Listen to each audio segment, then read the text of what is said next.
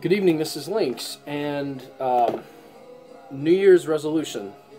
This is a big time. Usually I get people who want readings and hypnosis and things like that for resolutions, for setting goals, for seeing what the year is going to bring. It's usually a very busy time of year. And over the years I've seen a lot of...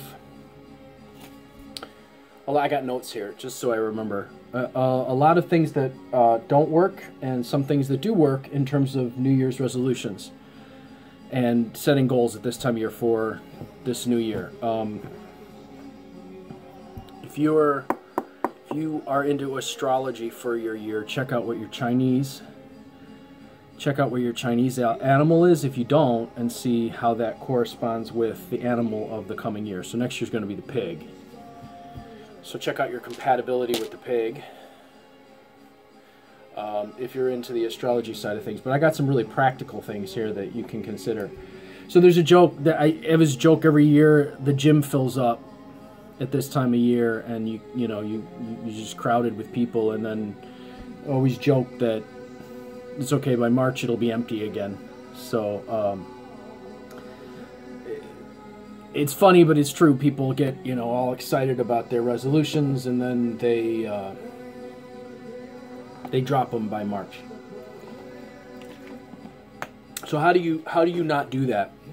Well, let's start with, and maybe for those of you who always say, well, I'm going to give this up, why don't you try something else this year? Why don't you try what's working?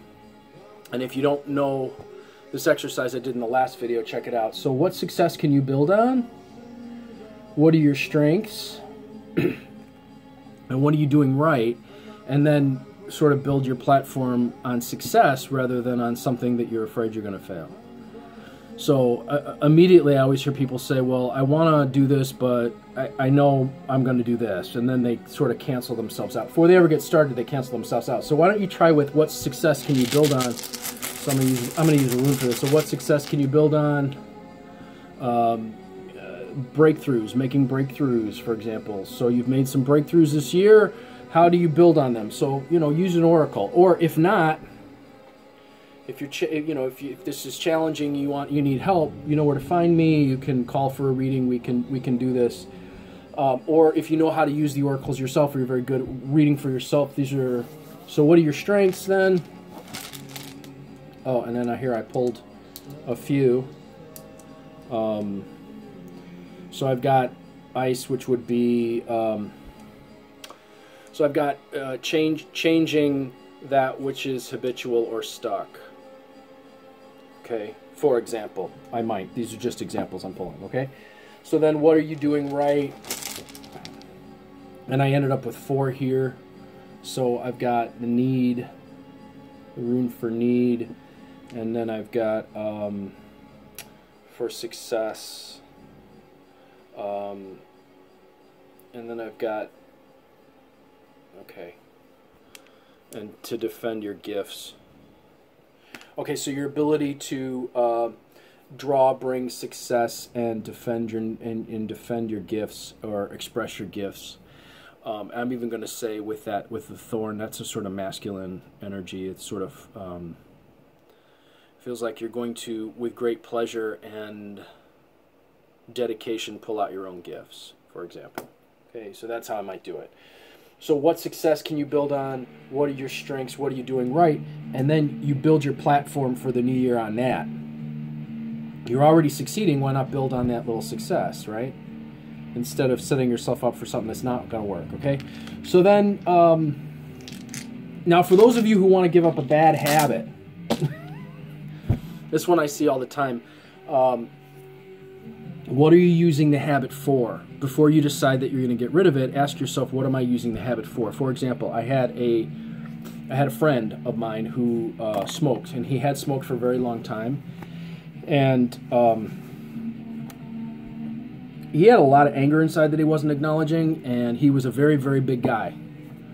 And he said, can you hypnotize me to stop smoking? And I said, well, yeah, but what are you going to put in its place? What are you going to do to, because when he was frustrated, I said, what are you going to do with your frustration? And he didn't have an answer, and he didn't necessarily want to find an answer, so I didn't want to necessarily take away. It was basically his steam valve, so that he didn't explode. And if he exploded, he was a very big guy and very strong. And if he exploded, someone was going to suffer for that. So he wasn't necessarily in the place where he wanted to find his own health and well-being and wellness enough that he would decide, hey, how do I, what could I put in its place to gain a victory? So you might ask yourself, well, what am I using this for? So for example, with smoking, so they got a smoking habit or they got a drinking habit, which I see all the time. People are always coming up to me at parties and going, you're a hypnotist? Can you hypnotize me to stop drinking? And then I'm like, well, what are you using it for? Or they're on prescription drugs. I have more people approach me, they're addicted to prescription drugs. So then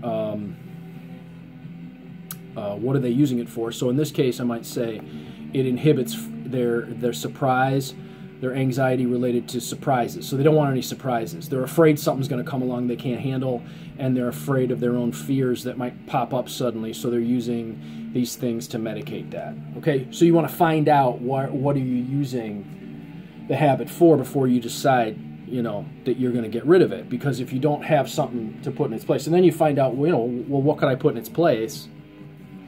The devil. In that case, I would say it would be you have to become a little more unpredictable in your life and not be afraid to shake things up, and maybe find a way where you can do some things or break some things that you're bound to, for example, I might say. Okay, so then there's two other things. Does this thing that you want to do for the new year or you want to change to for the year, does it really align with your true values? So, for example, this is the big one. I always get people write me and they say, or they they call me or they want a reading for, well, I want to switch and I want to do readings full time. And I say, well, does it really fit with your values? And here's the musician, and he might suggest, so this person, okay, this work comes in on commission. People hire you. It's not a day-to-day paycheck.